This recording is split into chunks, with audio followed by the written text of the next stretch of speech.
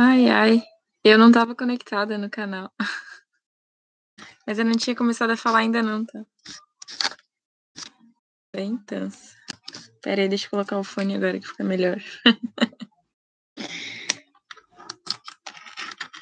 Então, só antes de começar, queria dar uma conversadinha com vocês.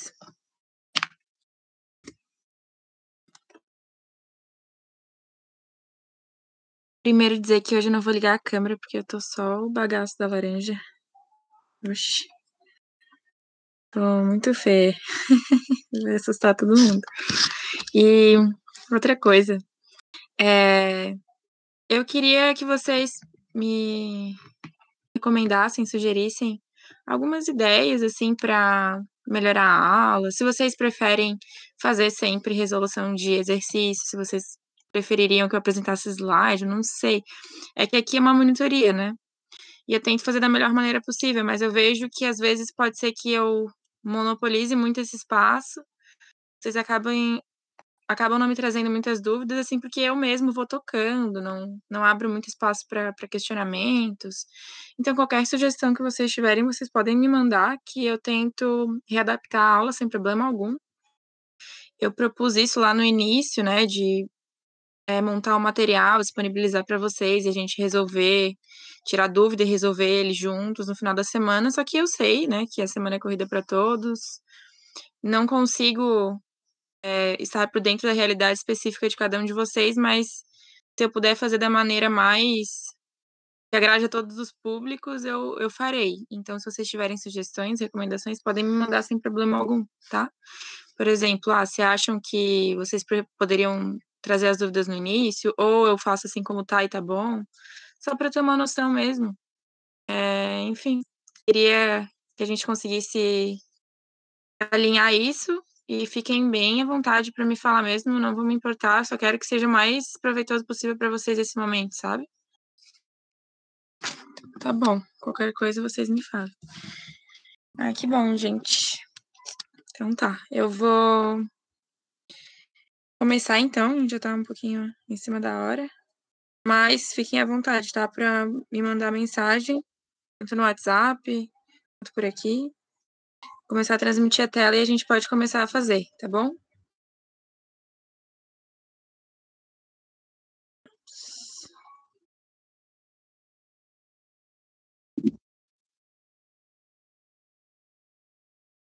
Estão enxergando a minha tela?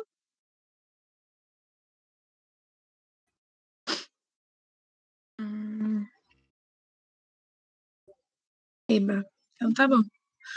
O tema de hoje é geografia urbana, então sobre urbanização, hierarquia urbana, redes urbanas, são alguns dos conceitos principais da aula. E é um conteúdo que eu acho um pouco mais denso, assim, porque ele tem bastante conceito, bastante uns termos que geram confusão. Então, eu mesmo, por exemplo, que estava um pouquinho afastada, tipo, da vida de cursinho, da geografia há um tempo, né, por causa da graduação, me confundi com alguns dos termos, tive que pesquisar de novo. Normalmente eu lembro, assim, então, mas tem algumas coisas aqui que podem gerar bastante confusão. E vocês sabem que tudo que pode gerar confusão, normalmente as provas elas investem assim nisso, né? Para conseguir captar se o aluno ele está atento, enfim, se ele realmente conhece aquele conceito. E nessa aula a gente vai ver alguns deles. Então eu pensei em trazer já logo de cara esses conceitos principais, para que durante a resolução das questões eu não tenha que explicar somente dentro das questões. Então a gente já começa a resolver entendendo quais são esses principais termos. Então peguei essa imagem. Todas as imagens que eu pego, gente, eu pego do Google, assim, sabe? Eu não sei se eu vou dificultar a vida do Roger ali quando ele for disponibilizar o vídeo, mas enfim. Eu pesquiso umas imagens boas, então, que eu acredito que vão caber aqui nesse momento, mas enfim, qualquer coisa, me avisem, tá? Galera da infraestrutura. Sobre urbanização, então. Esses termos que tem aí, eles às vezes geram um pouco de dúvida. Então, eu vou falar, vamos começar designando cada um deles. Primeiro, megacidade seriam cidades acima de 10 milhões de habitantes. Então, o megacidade, ele se refere a um contexto urbano exclusivamente a partir do tamanho da população. Então, não quer dizer que a cidade é influente, não quer dizer que ela é um grande centro urbano, às vezes ela só tem uma grande concentração populacional mesmo. Então, ela ganha o nome de megacidade quando ela tem mais de 10 milhões de habitantes. Agora, entrando para uma conceituação mais para a área de influência dessas cidades, assim, sobre os espaços que elas ocupam. Então, as cidades globais seriam as cidades que têm muita influência no mundo inteiro. Elas podem ser classificadas em alfa, beta e gama, né, de acordo com o nível de influência. Então, as alfas são as mais influentes, as gamas menos influentes. Metrópoles seriam cidades com grande nível de influência também, grandes cidades, e que tenham mais de 1 milhão de habitantes. Então, tem dois pontos principais, né? O ponto da população e o ponto da influência dela e do nível de importância dela na região que ela ocupa. Aí, megalópole seria a conurbação de duas grandes cidades. Normalmente, eles trazem como a conurbação de duas metrópoles. Então, megalópole seria uma expansão do espaço metropolitano, normalmente quando ocorre conurbação. Essa palavra, conurbação, quer dizer que um centro urbano se junta ao outro. Eles crescem tanto que eles começam a se interseccionar, assim, né? Tipo, eles ocupam a área um do outro, assim. E a região metropolitana seriam duas ou mais cidades unidas pelo aparato urbano também. Então, não necessariamente elas estão conurbadas, mas elas estão conectadas pelas redes de transporte, enfim. E aqui também tem alguns outros termos que já entram dentro de hierarquia urbana. Então, eu vou explicar rapidamente para a gente já passar para as questões. A hierarquia urbana, ela tem um esquema clássico e um esquema atual. O esquema clássico, ele é mais hierárquico mesmo. Então, ele é mais setorizado, assim, de maneira linear, né? E a hierarquia urbana atual, se vocês forem ver, ela é em rede, ou seja, não existe uma subordinação de uma a outra. Até existe ali entre metrópole, centro regional e cidade local, mas é só por uma questão de nível de desenvolvimento. Não que uma dependa exclusivamente da que está acima. Então, no esquema atual de redes, a principal mudança, né, do esquema clássico para o esquema atual é justamente todas essas cidades, esses tipos de cidade que seriam as metrópoles regionais, centros regionais, cidades locais, elas estão conectadas por meios de transporte e também em outros sentidos, e elas não são tão codependentes e não estão nessa escala de subordinação direta, então elas todas se relacionam entre si. E se a gente pudesse identificar, né, qual a diferença entre elas, vila seria algum conjunto populacional que ainda não é uma cidade, ainda não é um município, né? Então, quando ele cresce e já tem serviços que deem conta daquele local, ele se torna uma cidade, sob administração política, enfim. Aí depois tem os centros regionais, que seriam cidades médias ou grandes, mas assim, ainda é centro regional porque não tem mais de 1 milhão de habitantes. Lembrem que a definição de metrópole tem que ter uma certa importância, né, na região que ela ocupa, e tem que ter mais de 1 milhão de habitantes. Então, tem essas duas questões. Então, o centro regional ainda não tem 1 milhão de habitantes, então seriam cidades de médio, grande porte, e que têm influência na região ali onde elas estão. Por exemplo, um centro regional no sul de Santa Catarina seria Criciúma. Aqui em Santa Catarina, a capital, Florianópolis, é um centro regional, não chega a ser uma metrópole, né? Porque não tem 1 milhão de habitantes. Inclusive, Florianópolis nem é a cidade com mais habitantes que tem aqui, a cidade que mais tem habitantes é Joinville. Então, tá.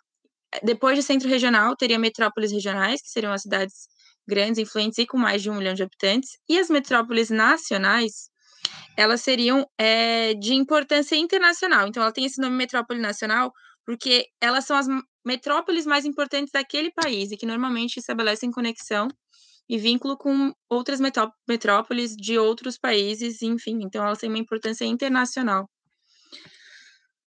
Então, acho que a gente pode começar... Ops, me embananei aqui, desculpa, na fala. A gente já pode começar, e aí a gente já vai ver algum desses termos durante a leitura, e eu relembro eles para vocês.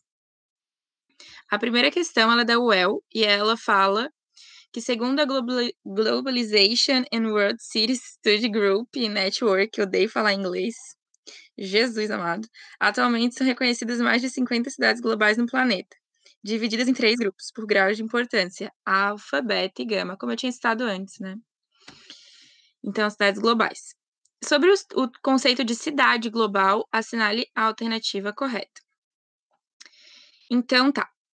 Seriam cidades que aplica-se a junção de 2 ou mais metrópoles nacionais com um elevado tráfego urbano e aéreo internacional? Não, né? A junção de 2 ou mais metrópoles seria justamente uma megalópole, enfim. Seria aquele conceito de conurbação e tal. B. Aplica-se a cidades em áreas de conurbação com os maiores índices de desenvolvimento humano do planeta. Novamente, ele fala sobre conurbação, não de 2 metrópoles, né? Então, não necessariamente aqui seria megalópole, podia ser conurbação de 2 cidades grandes virando uma metrópole. E também não tem a ver com índice de desenvolvimento humano.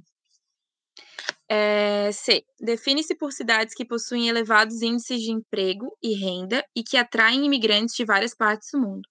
Isso até poderia estar correto, mas não é a definição principal, porque uma cidade global, ela pode sim ter, né, elevados índices de emprego, renda e atrair imigrantes, mas a principal característica dela é a que está justamente na alternativa D, que seriam centros de decisão e locais geográficos estratégicos nos quais a economia mundial é planejada e administrada.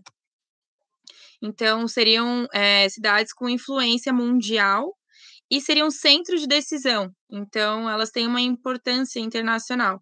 Seria esse o principal conceito. E tá errada porque ele diz que refere-se a um conjunto de regiões metropolitanas que formam áreas com maior número de população do planeta. Não, eu acho que isso não existe nenhum termo para designar essa definição que ele escreveu aqui, mas não é isso, né? Então, cidades globais, que normalmente são divididas em alfa, beta e gama, elas são aquelas cidades de importância internacional, grandes centros de decisão e influência. Por exemplo, ó, um grande exemplo de cidade global alfa seria Nova York. Cidade global beta a gente tem aqui no Brasil, que seria São Paulo. Gama eu não vou saber dizer, não vou arriscar para não falar besteira, mas enfim, tem essas 3 classificações. Então, 2. A história da América Latina. Ops, nem perguntei se alguém tem dúvida, gente. Mas enfim, desculpem. Qualquer coisa mandem no chat, tá? 2. Da FGV. A história da América Latina é a história dos contrastes e semelhanças, das convergências e divergências. A geografia do continente também é assim e pode-se destacar que em boa parte dos países latino-americanos se assemelham quanto, tá? Então ele está perguntando uma semelhança entre características da América Latina quanto à urbanização e, enfim, outras questões da demografia. Então, ele diz que a fase de transição demográfica em que vivem os países latino-americanos, pois, de um modo geral, encontram-se no momento inicial, que se caracteriza pela redução da mortalidade infantil. Então, isso a gente teria que lembrar daquela aula sobre demografia, onde eu expliquei a transição demográfica e falei que ela teria 4 fases, né? A primeira fase da transição demográfica justamente é quando começa... Na verdade, não é nem essa. A primeira fase é quando existe uma grande taxa de mortalidade e também de natalidade. Isso seria meio absurdo afirmar, porque isso era um contexto apenas de países ou muito pobres ou de muito tempo atrás, quando ainda não existiam muitas medidas sanitárias nos centros urbanos, enfim. Então, essa está errada. E também não é uma característica semelhante aqui na América Latina, entre todos os países. A B diz que uma semelhança seria a urbanização que se caracterizou como um processo rápido e desordenado, em geral relacionado à transferência da população do campo para as cidades. Então, essa a alternativa correta. Realmente, a urbanização se caracterizou aqui como um processo rápido e desordenado, tão rápido, né, e desordenado que, enfim, a gente enfrenta várias questões de planejamento sanitário, enfim, de distribuição de água, rede de esgoto, iluminação, tudo é muito desordenado aqui mesmo, porque foi tudo feito muitas pressas e o processo de urbanização, ele não foi planejado, né, ele foi acontecendo aos poucos. Então, essa é a alternativa correta. E também tem muita relação com a transferência da população do campo para a cidade, sim. Porque a gente tem que pensar que o contexto da América Latina era de países colônias, né, exploradas pelas grandes potências europeias na época lá da Idade Moderna. Então, de um contexto totalmente rural, assim, de colônia de exploração, depois foi se industrializando, e esse processo de industrialização ele aconteceu de qualquer maneira, né? Não houve uma preocupação em se colonizar aqui de maneira. Existem dois tipos de colonização, né? Tem a de exploração e aquela outra maneira de colonização onde tu vai e tu realmente quer se instalar no local onde tu vai explorar, mas não foi o caso aqui dos países latino-americanos, né? Então, tá, a B é a correta. A C, ela está incorreta porque diz que é uma forte participação no comércio internacional, desculpa, sobretudo aqueles países que ultrapassaram a fase de exportação de bens de baixo valor agregado. Na verdade, essa é a realidade ainda da maior parte dos países, que é a fase de exportação de bens de baixo valor agregado. Então, seria normalmente até as commodities, assim, seriam produtos agrícolas mesmo, sabe? Que se exportam, que os países exportam, e não tem uma grande participação no comércio internacional. Apesar do Brasil ser um destaque aqui na América Latina, o contexto do restante dos países não é o mesmo do Brasil, né? D. Ao atual estágio, quer dizer... Ah, tá. D. Ao atual estágio de desenvolvimento socioeconômico, que desde o início do século XXI tem se caracterizado pela estagnação. Então, apesar também de existir uma certa... um nível um pouco baixo, assim, em relação à participação no comércio internacional, a gente não está estagnado, né? Os países da América Latina, eles vêm crescendo, eles são países em desenvolvimento, eles não chegam a ser subdesenvolvidos, como a palavra meramente quer dizer, né? Eles estão em desenvolvimento, inclusive o Brasil é um deles, é um bom exemplo, né? Não é uma potência, mas, por exemplo, está entre os BRICS, né? Que são aquelas economias, que é Brasil, Rússia, Índia, enfim, ele é um representante aqui da América Latina que está entre os países em desenvolvimento com grande chance de prosperidade. E o E seria o expressivo crescimento dos estados como gerenciadores da economia, após um período entre os anos 1980 e 90, de expansão do neoliberalismo. Essa também não. Não é um expressivo crescimento dos estados, né? Aquele crescimento discretinho. Enfim, então da 2 ali da FGV, a resposta era B. Tem essa questão agora da UFG, da Federal de Goiânia, que fala o seguinte, também é sobre o contexto da América Latina. A urbanização dos países subdesenvolvidos constitui um fenômeno marcante da segunda metade do século XX. As características desse fenômeno na América Latina, expressas na paisagem urbana das metrópoles, são decorrentes da... Então, ele pergunta que... Tá, peraí. Ele pergunta características do fenômeno de urbanização na América Latina, que se expressa na paisagem urbana das metrópoles. São decorrentes da A. Instalação de indústrias de bens de produção nos arredores das pequenas cidades e próximas às fontes de matéria-prima. Então, indústrias de bens de produção são as indústrias de base, ou seja, são aquelas indústrias que captam a matéria-prima, tipo madeira, minérios, e transformam essa matéria-prima para ofertar para outras indústrias. Então, seriam aquelas primeiras indústrias, estariam na base da pirâmide industrial, sabe? Então, apesar de existirem aqui, essa não é uma característica comum e marcante do processo de urbanização da América Latina. Não é isso que caracteriza mais a urbanização e a industrialização aqui. Então, a B diz que seria a industrialização tardia e a modernização das atividades agrícolas conjugadas à concentração de pessoas nas grandes cidades. Essa é a alternativa correta. Porque realmente a industrialização aqui foi tardia, justamente pelo fato que eu já tinha mencionado que aqui na América Latina os países eram colônias de exploração, então eles eram... A principal atividade econômica exercida seria a produção agrícola, realmente, e exportação para as metrópoles europeias. Então, o processo de industrialização, ele caminhou ele na verdade se deu quando os países já estavam independentes e, enfim, se preocupando com a economia própria, né? Então, a industrialização ela foi realmente tardia, porque ainda no século XVIII, XIX, existia, né, a exploração das nossas terras. E quanto à modernização das atividades agrícolas, que era o que já existia aqui e que também aconteceu, em geografia e história a gente chama isso de Revolução Verde. Então, seria aquele momento entre a década de 50 e 60, 1950 e 1960, em que os países começaram a adotar alguns processos mais mecanizados no campo, enfim, começaram a modernizar o campo, de fato, e é esse processo de modernização do campo, que ajudou no aumento da produção rural e tal, ele é chamado de Revolução Verde. Então, gravem esse nome, e essa é a alternativa correta. Tá. Então, as outras estão erradas por quê? A aglomeração humana e do aumento do poder aquisitivo da população, não, né? Dá para perceber que não. Favorecidos pela expansão do capital financeiro da economia. Enfim, a gente vive aqui no sul da América e eu acho que a gente está inserido numa realidade um pouco diferente do restante dos países. Então, a gente tem que lembrar que o Brasil, ele é um dos países com o melhor índice de desenvolvimento humano aqui na América Latina, né? Não dá para a gente se basear no Brasil para tentar enxergar um contexto geral do que é a América Latina. Apesar de estar crescendo, tem países como o Chile, por exemplo, que tem um IDH melhor que o do Brasil, inclusive, a maioria dos países ainda enfrenta muita pobreza e baixos índices socioeconômicos.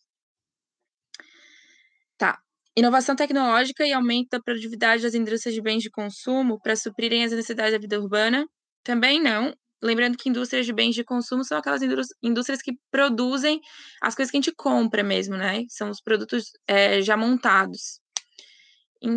Também não é um marco, tem indústrias de bens de consumo aqui, principalmente no Brasil, mas não no restante dos países da América Latina. Implementação de parque industrial e da regulação por meio de planejamento governamental de deslocamentos populacionais para cidades. Não, o processo de industrialização, ele não foi regulado e nem planejado. Então, assim, os parques industriais, quando eles existem, normalmente eles foram planejados. Por exemplo, Zona Franca de Manaus, enfim, que tem lá na Amazônia. Normalmente é um processo de planejamento, se pensa em levar as indústrias para aquele local, e isso não é o que acontece, né? Normalmente aconteceu mais de maneira desordenada e a industrialização ela foi acompanhando os espaços onde já existia maior concentração populacional, onde existia uma prosperidade de economia atrelada ao comércio, então não foi planejada e nem regulamentada.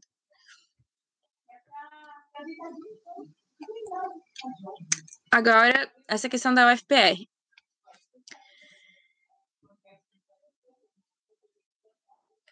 Na geografia, o termo polarizar significa atrair, influenciar, fazer convergir para si. Não só na geografia, né? Enfim. É um conceito bem da física, isso aqui, inclusive, de magnetismo. Assim, para que uma determinada área possa exercer as funções de polo, precisará concentrar um número considerável de atividades e de recursos capazes de influenciar processos que ocorrem em outras áreas.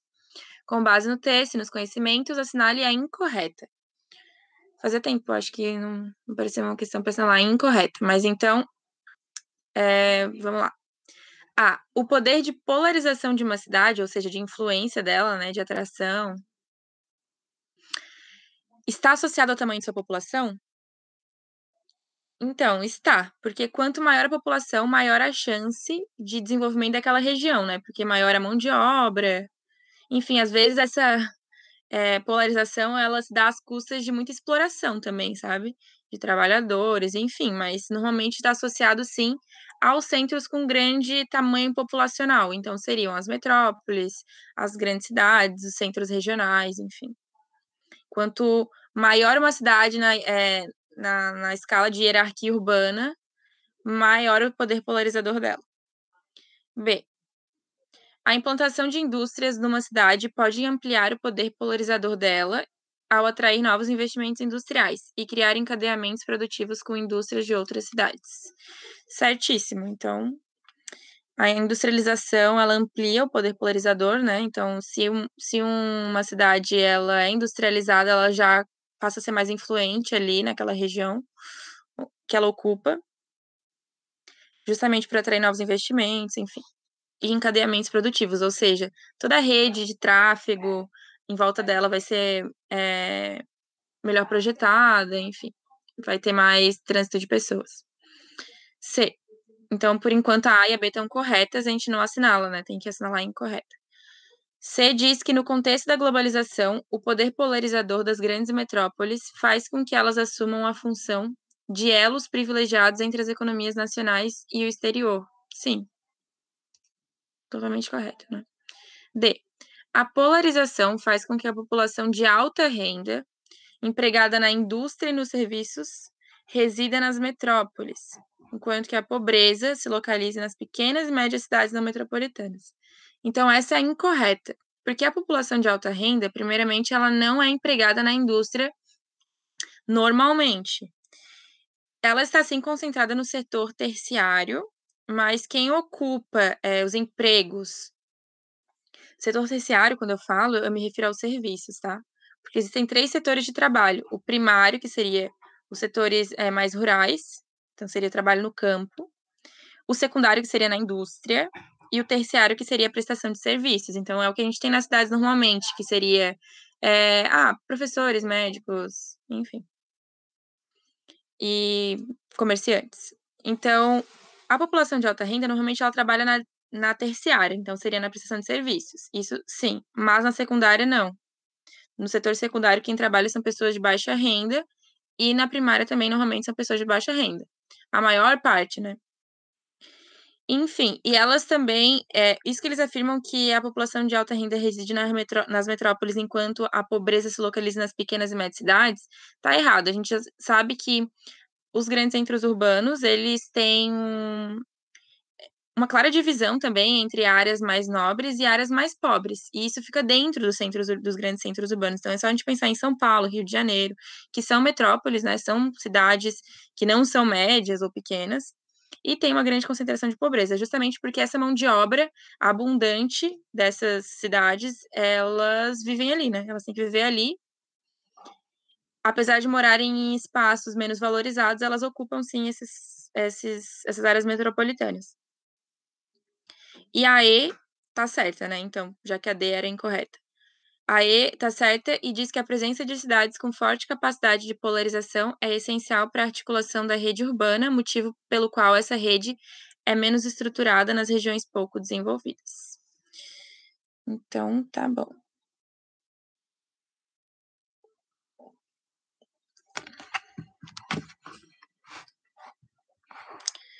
Tá.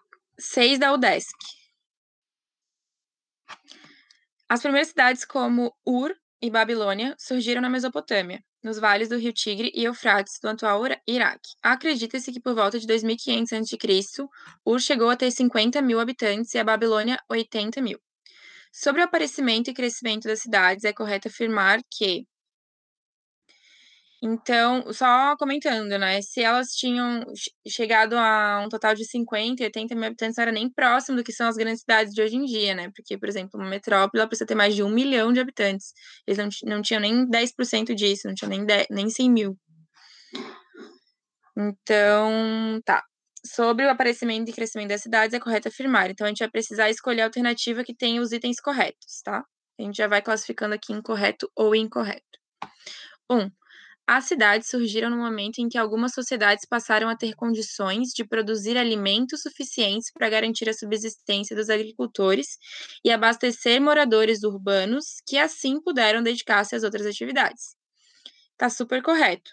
Então, as cidades, elas surgem exatamente no momento em que houve condições de produzir mais alimentos, porque antes o estilo de vida era justamente de subsistência e autossuficiência. Então, a pessoa, ela normalmente ia atrás dos alimentos dela, ou ela produzia os próprios alimentos. A partir do momento em que houve um excedente de alimentos e as pessoas não precisavam se preocupar em produzir o próprio alimento, eles puderam se dissociar do trabalho no campo. Então, eles puderam passar a trabalhar nas cidades, tanto com comércio quanto em indústrias. Então, a 1 está correta. A 2 diz que no desenvolvimento histórico das cidades, elas passaram a ser o lugar por excelência do comércio, do artesanato e, principalmente, passaram a ser o lugar do poder. Sim. Tá correto também. 3. Depois que a humanidade criou as cidades, elas nunca mais pararam de crescer, sobretudo as cidades ocidentais.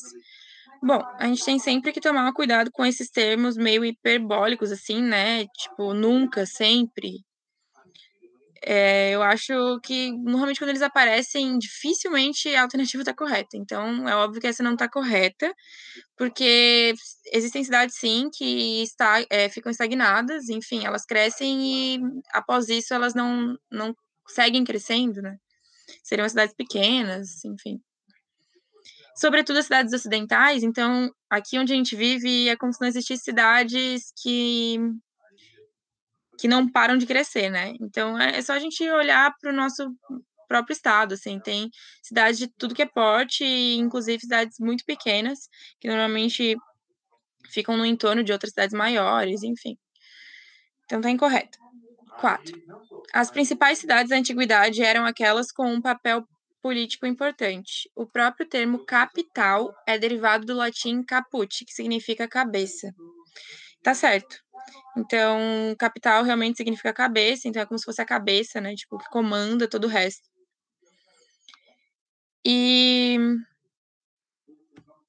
Então, a 4 está correta, e a 5 diz que o renascimento urbano é o termo usado para explicar o enorme crescimento das cidades ocorrido na era contemporânea. Tal era foi marcada pela metropolização das capitais no mundo inteiro.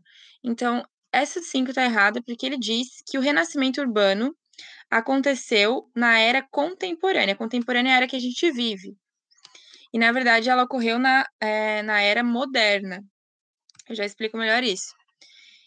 E tal era foi marcada pela metropolização das capitais do mundo inteiro? Não, na verdade, a metropolização das capitais, enfim, o processo de aumento populacional de maneira intensa e de conformação das metrópoles como a gente conhece elas hoje é bem recente.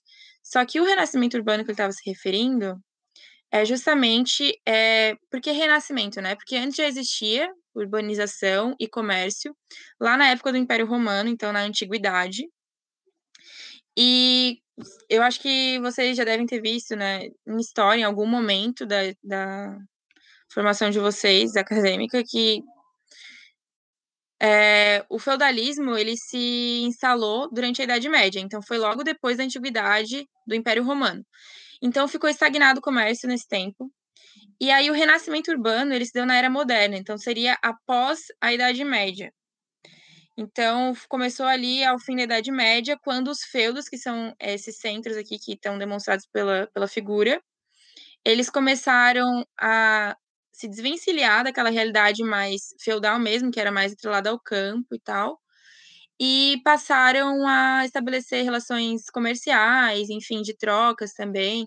Então, essas imagens aqui, que são os feudos, dá pra gente perceber pelos muros mesmo que estão aqui circulando essas casas. Então, são centros mais urbanos dentro de um feudo, digamos assim, que era chamado de burgos, né? Esse renascimento urbano, então, quando renasceu o urbanismo, o comércio, logo depois, assim, logo ao fim da Idade Média, digamos assim, ele se deu principalmente pela Rota das Especiarias. Então, era ali entre a Europa, a África e a Ásia, no Mar Mediterrâneo, e começou a renascer realmente o comércio. Então, o que está errado é ele colocar isso tudo dentro da era contemporânea. Isso que aconteceu foi na era moderna, porque cronologicamente existiu a Antiguidade, a Idade Média, a Idade Moderna e a Idade Contemporânea. E o renascimento urbano foi na Idade Moderna. E desde então, ele vem acontecendo e existe até hoje, né, na contemporânea. Então, a alternativa correta nesse caso aqui seria 1, 2 e 4. Alternativa B.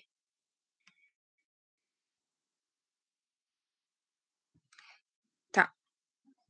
Agora, essa questão da UFSCar fala sobre algumas das coisas que a gente estava comentando no início da aula. Com a acelerada urbanização da humanidade e o advento de gigantescas aglomerações urbanas, os especialistas no tema e as organizações internacionais logo criaram novos conceitos para dar conta dessas realidades. Dentre eles, existem os conceitos de megalópole, megacidade e cidade global. A respeito desses conceitos, seria correto afirmar que... Então, não sei se vocês lembram ainda, mas vamos ver.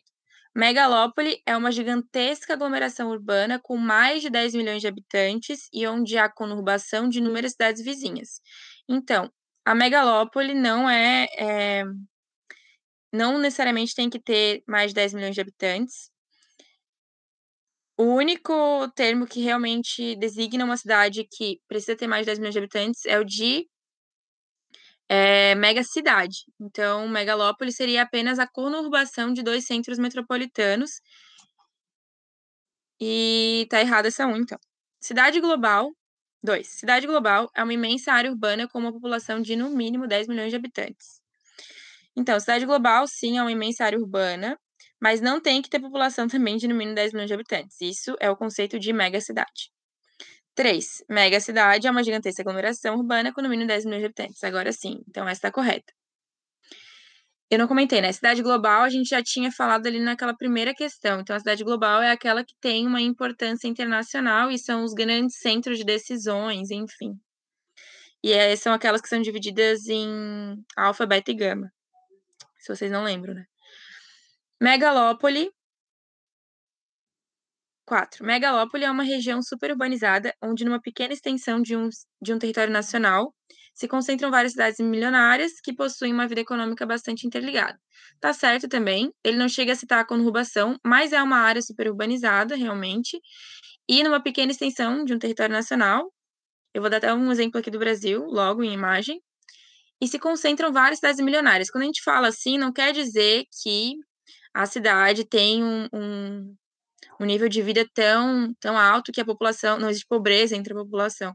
Não quer dizer isso, quer dizer que, por exemplo, o PIB, né, o produto interno, digamos, bruto daquela cidade, ele é muito alto, então são cidades onde normalmente acontece muito comércio, tem concentração industrial, isso que significa, né, ser uma cidade milionária, e tem uma vida economicamente bastante interligada. Realmente. Quanto mais urbanizado, maior a rede de transporte, maior a comunicação entre as cidades, enfim. Daquele mesmo local, né? Numa megalópole. Então, nessa questão, as alternativas corretas são a 3 e a 4, então a gente assinalaria a C.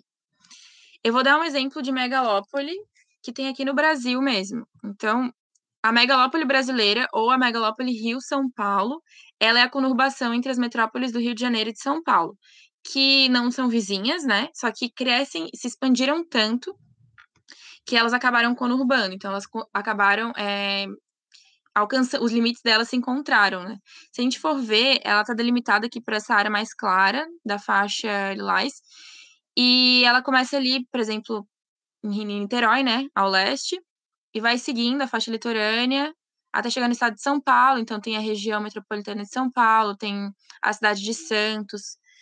Então, a gente tem que entender que a partir dessas principais zonas industriais ali de São Paulo e do Rio de Janeiro, as cidades foram crescendo, foram primeiramente se conurbando as pequenas cidades que já estavam ali na própria metrópole.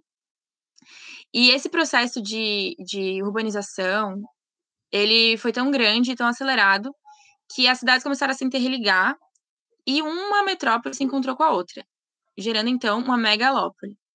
Essa megalópole brasileira, ela é inclusive também uma megacidade, porque ela tem 32 milhões de habitantes. Se ultrapassa 10 milhões de habitantes, ela pode ser classificada já também como uma megacidade. Então, a megalópole brasileira, ou a megalópole Rio-São Paulo, ela é também, digamos assim, uma megacidade, ela entraria numa definição de megacidade. Ela ocupa um pequeno espaço, como diria o texto? Sim, porque ela ocupa 0,5% do território brasileiro e ainda ocupando tão pouco espaço, tem praticamente 1/4 da população brasileira vivendo só nesse pontinho aqui. Então, 23% mais ou menos da população brasileira vive da megalópole brasileira, ocupa esse espaço. São 20, eu acho que são 32 milhões, é isso, né, de habitantes que eu falei. Então, realmente é um percentual bem alto da população brasileira. E como a gente pode identificar isso?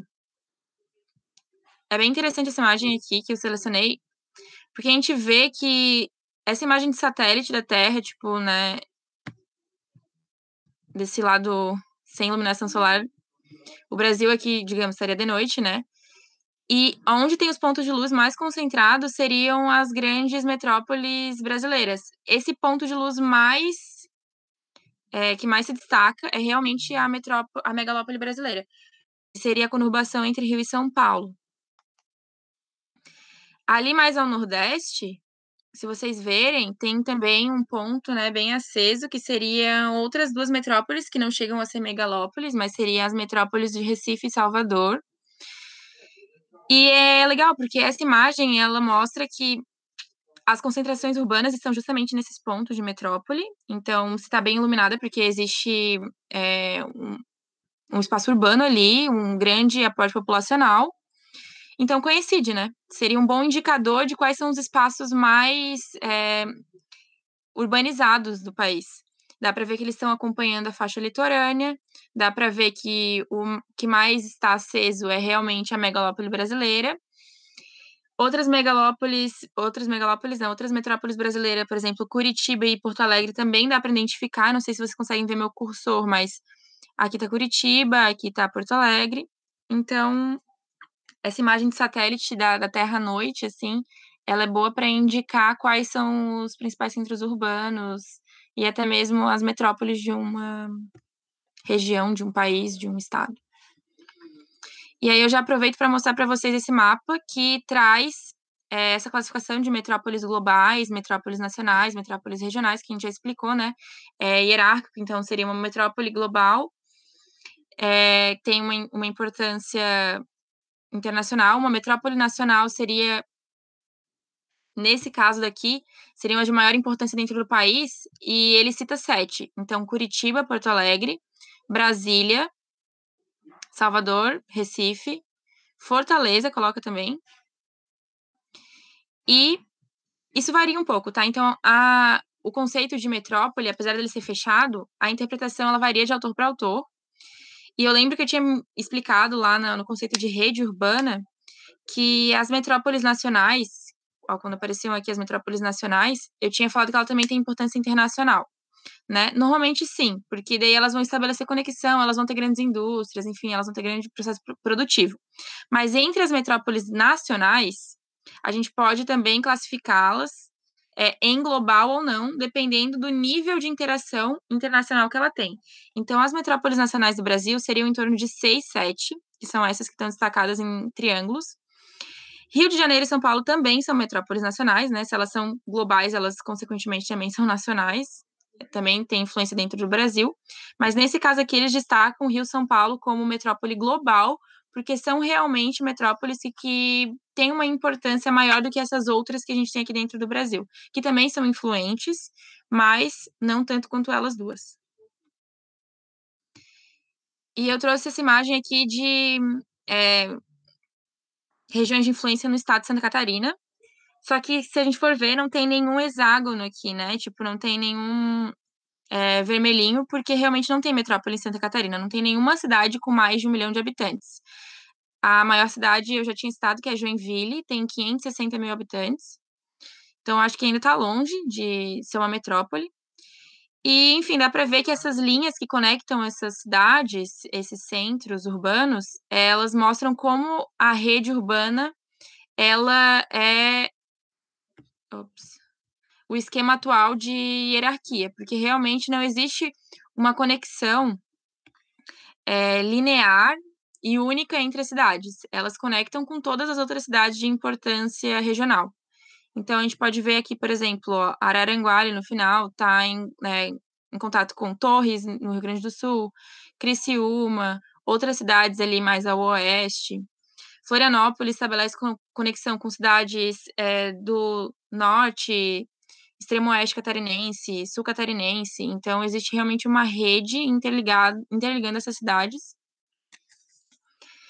E uma coisa que eu acho importante destacar é que a gente precisa conseguir identificar qual é o tipo de cidade quando a gente fala aqui a nível Santa Catarina.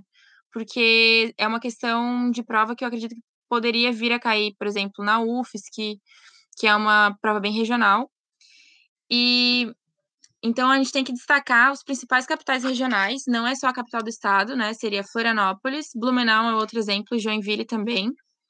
E aí, logo em seguida, teriam em seguida das capitais regionais, teriam as cidades que seriam centros regionais, né? Nessa classificação de hierarquia. Os centros regionais, eles não seriam essas 3 que eu citei. Então, teria, por exemplo, Criciúma, teria... Esses em verde também podem ser considerados centros regionais, apesar dele trazer aqui como capital subregional. Então, essas cidades, elas seriam os centros regionais, e cidades ao redor delas seriam as cidades locais. Então, as cidades locais, a gente pode pegar como exemplo, assim, ó, sempre pensem numa cidade de importância maior e nas que ficam ao redor dela. Então, por exemplo, Criciúma, cidades que ficam ao redor, Forquilinha, Nova Veneza, seriam cidades locais. E Criciúma estaria representando um centro regional. Florianópolis seria um centro regional e as cidades locais seriam o que está no entorno, então Palhoça, Biguaçu. Araranguá até pode ser considerado um centro regional, da AMESC, né, que seria do extremo sul catarinense. E uma cidade local, que está ali ao redor de Araranguá e que também não é tão grande, que tem Araranguá como referência, seria, digamos, Arroio do Silva. Então tem meio essa hierarquia ainda, mas tem que lembrar que todos esses centros urbanos, eles estão em forma de rede. Não existe uma relação direta entre uma cidade e outra, sem que exista também uma rede entre essas duas e outras cidades. Então, não dá para se pensar de uma forma linear, e sim uma forma em rede, como está sendo mostrado nesse mapa aqui de Santa Catarina. Tá, essas duas questões que vão ter agora, elas são bem rapidinhas. Então, tem essa da UFSC, de 2017, que fala sobre a urbanização brasileira. Tá. 01 afirma que o crescimento acelerado da urbanização no Brasil não está relacionado com o crescimento da violência nas cidades nas últimas décadas. Tá errado, né? Porque quanto maior o crescimento urbano, quanto maior é a urbanização, maior é o número da população. Normalmente também maiores índices de pobreza, e pobreza e violência são indicadores normalmente relacionados, né? Infelizmente. 2. A urbanização ocorre quando o crescimento da população urbana é maior que o crescimento da população rural. Justamente, a urbanização, a definição dela é crescimento urbano maior, ou seja, mais acelerado, do que o crescimento rural. Então, urbanização e crescimento urbano são coisas diferentes. Urbanização é quando o crescimento urbano ultrapassa o crescimento rural. Essa está correta. 4. Os processos de industrialização e de urbanização brasileiros estão profundamente interligados, pois as indústrias passaram a ser instaladas principalmente em locais que dispõem de infraestrutura, de demanda para o consumo e de oferta de mão de obra. Tá correto. 8. No rápido processo de êxodo rural, as grandes cidades brasileiras absorveram grande contingente de habitantes, mas de forma geral não houve ampliação nem melhoria de infraestrutura urbana, o que desencadeou graves problemas sociais. Com certeza. A maioria dos problemas urbanos está realmente relacionada com esse crescimento desordenado das cidades, né? Sem infraestrutura, enfim, ou infraestrutura insuficiente. Então, a 2, a 4 e a 8 estavam corretas, por enquanto, e a 16 afirma que as grandes cidades brasileiras concentram os principais problemas sociais e, por isso, são as primeiras a terem políticas públicas exitosas. Infelizmente está incorreta essa. As grandes cidades, elas concentram os principais problemas sociais por tudo que já foi citado aqui antes. E, ainda assim, não são as primeiras a terem políticas públicas exitosas, porque justamente é mais difícil de haver uma administração e, enfim, um processo de mudança de conduta política nessas regiões, ele é normalmente mais difícil. Então, as grandes cidades brasileiras, elas continuam tendo grandes índices de pobreza, violência e, enfim, problemas sociais no geral. E as políticas públicas não são exitosas, né? Muito se tenta fazer, mas há ainda muito a se fazer. Então, nessa questão da UFSC, as alternativas corretas eram a 2, 4 e 8, totalizando 14. Acho que essa aqui é bem tranquilinha, né? E essa do Enem, para finalizar, que é bem rápida, traz aquele mapa que eu tinha mostrado também. Então, traz as metrópoles nacionais, as grandes metrópoles nacionais. E metrópoles, né, propriamente ditas, então, acima de 1 milhão de habitantes e com uma certa influência na região que ocupa. As capitais regionais, ou centros regionais, que eles dividem em A, B e C de acordo com o nível de importância, assim como as cidades globais podem ser alfa, beta e gama. Então tá, tem esse mapa, é interessante ver e frisar, vou aproveitar ele para relembrar que aqui onde tem esses dois pentágonos, aqui é a megalópole Rio-São Paulo. Então essas duas metrópoles se conurbam e formam a megalópole Rio-São Paulo. As outras metrópoles importantes seriam a de Recife, Fortaleza, Salvador. Tem Brasília também. Tem Belo Horizonte, que fica em Minas Gerais. Curitiba, aqui no Paraná. Aqui não, né? Logo ali no Paraná. E Porto Alegre, no Rio Grande do Sul. Lembrando que Santa Catarina não tem metrópole, tá? Aí o Enem simplesmente perguntou: o critério que rege a hierarquia urbana, ou seja, essa classificação diferenciada das cidades de acordo com o nível populacional e com a importância delas, é a existência de distritos industriais de grande porte? Não necessariamente, né? Pode ser que tenha indústria, pode, mas não necessariamente. O nível de industrialização vai definir se uma cidade é uma metrópole, uma grande metrópole, uma capital regional. Não é isso. B. Seria, então, a importância histórica dos centros urbanos tradicionais? Não, né? Às vezes, um centro urbano que historicamente já foi muito importante, já não é mais, enfim. Não é um critério histórico para a classificação dessas cidades. C. Centralidade exercida por algumas cidades em relação às demais?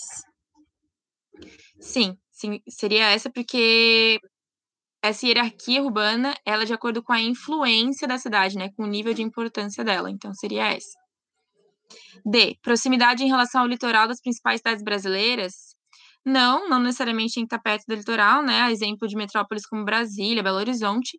Mas isso aqui poderia ser até uma pegadinha, porque quem não conhece, né, o que é a hierarquia urbana e os conceitos de metrópole, capital regional, poderia pensar que realmente se concentra no litoral, porque justamente as cidades e a população, elas se concentram no litoral, por um fator mais histórico mesmo aqui no Brasil.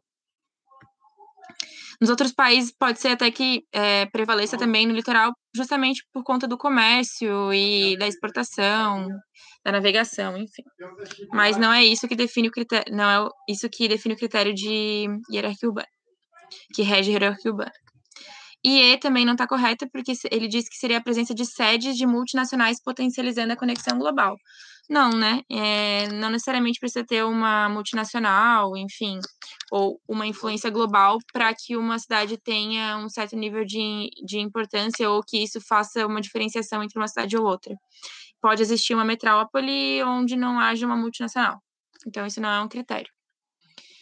Então, a alternativa correta nessa questão seria a alternativa C, centralidade exercida por algumas cidades em relação às demais. Deixa eu ver se eu utilizei todas as imagens. Sim. É isso, gente. Tudo bem? Por aí? Se vocês não mandarem nenhuma dúvida, a gente já pode ir finalizando. Fiquem à vontade para me sugerir qualquer coisa, tá bom?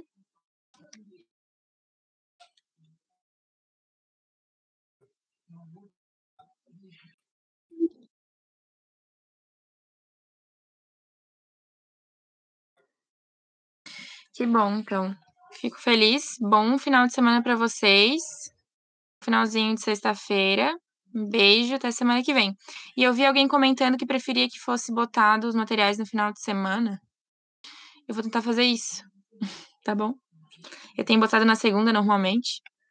Eu vou tentar colocar amanhã mesmo, assim, no início do final de semana, para que vocês possam aproveitar talvez esse tempo para fazer e ficarem mais relaxados aí durante os dias úteis, tá bom? Um beijo e até mais.